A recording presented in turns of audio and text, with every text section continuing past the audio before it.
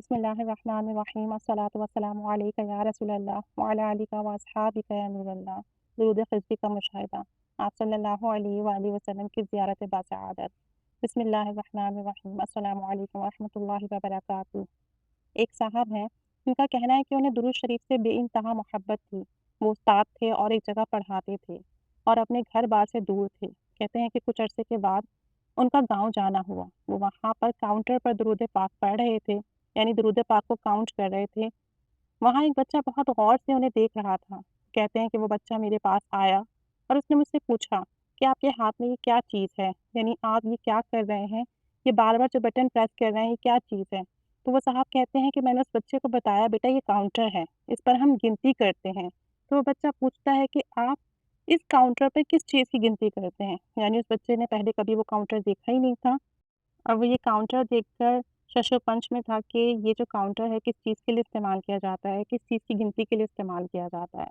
تو وہ صاحب اس بچے کی رہنمائی فرماتے ہیں اور اسے بتاتے ہیں کہ بیٹا میں نبی کریم صلی اللہ علیہ وآلہ وسلم کی بارگاہ اقدس میں درود و سلام پیش کرتا ہوں اور اس کاؤنٹر پہ گنتی کرتا ہوں۔ تو وہ بچہ کہتا ہے کہ درود پاک پڑھنے سے کیا ہوتا ہے؟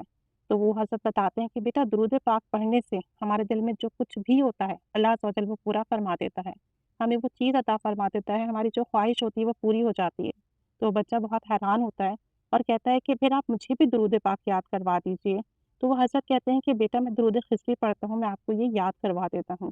اور وہ اس بچے کو صلی اللہ تعالی علی حبیبہ محمد وآلہ وسلم درود پاک کا یہ صیغہ درود خضری اس بچے کو یاد کروا دیتے ہیں۔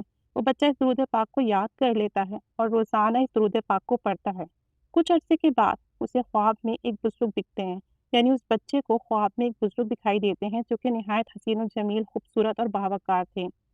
وہ بزرگ خواب میں اس بچے سے پوچھتے ہیں کہ بیٹا آپ کے دل میں کیا خواہش ہے، مطلب آپ کے دل میں کیا بات ہے، کس چیز کی خواہش ہے جو پوری کی جائے۔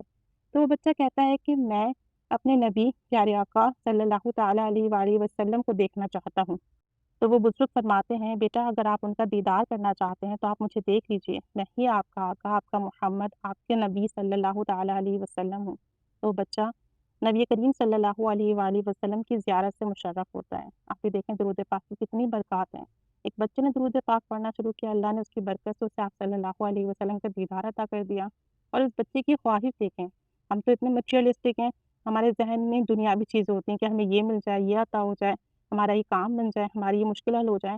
اور وہ چھوٹا سا بچہ جس نے درود پاک پڑھنا شروع کیا تو اس کے دل میں آقا کریم صلی اللہ علیہ وسلم کی ایسی محبت جاگ اٹھی کہ اس کا دل چاہا کہ وہ آپ صلی اللہ علیہ وسلم کو دیکھیں۔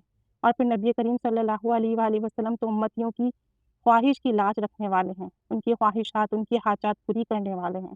اس طریقے سے اس بچے کو درود خضری پڑھنے کی برکت سے نبی کریم رؤوف الرحیم رحمت للعالمین صلی اللہ علیہ وسلم کی زیارت ہوئی۔ درود خضری آپ صلی اللہ علیہ وآلہ وسلم کی بارگاہ میں قبول و مقبول ہے، اور جو شخص درود پاک پڑھتا ہے اس کے دل میں آپ صلی اللہ علیہ وسلم کی محبت پیدا ہو جاتی ہے اور وہ آپ صلی اللہ علیہ وسلم کا غلام بن جاتا ہے، اور جو آپ کا غلام بن جائے تو پوری دنیا اس کی غلام بن جاتی ہے۔ نہ صرف درود خضری پڑھنے سے تمام جائز حاجات، دعائیں، مرادیں پوری ہوتی ہیں، بلکہ خوب نوازا جاتا ہے، اجر و ثواب عطا ہوتا ہے، انعامات عطا ہوتے ہیں اور تمام جائز دعائیں، مرادیں پوری ہوتی ہیں۔ جس طرح اس بچے کی یہ دعا پوری ہوئی، یہ حاجات پوری ہوئی، یہ خواہش پوری ہوئی کہ اسے آپ صلی اللہ علیہ وسلم کا دیدار نصیب ہو۔ اسی طریقے سے اگر کوئی شخص درود خضری اس نیت سے پڑھے کہ اسے نبی کریم صلی اللہ علیہ وسلم کا دیدار نصیب ہو تو انشاءاللہ عز و جل اسے ضرور دیدار عطا ہوگا۔ اللہ عز و جل سب پر کرم فرمائے، درود پاک پڑھنے کی، درود پاک سے متعلق محبت کی توفیق عطا فرمائے، درود پاک پھیلانے کی توفیق عطا فرمائے، آمین۔ صلی اللہ علیہ محمد صلی اللہ علیہ وآلہ وسلم۔